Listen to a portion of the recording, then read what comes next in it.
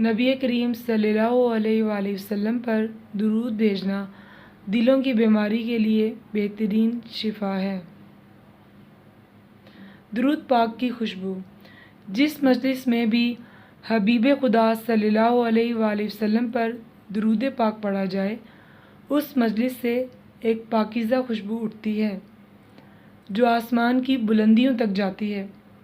اس خوشبو کو محسوس کر کے آسمان کے فرشتے کہتے ہیں، یہ کسی ایسی مجلس سے خوشبو آئی ہے جس میں حبیب خدا صلی اللہ علیہ وآلہ وسلم پر درود پاک پڑھا گیا ہے۔ درود شریف پڑھنے والے کو اللہ پاک کی ناراضی سے امن ملتا ہے۔ درود شریف خطاؤں کا کفارہ بن جاتا ہے۔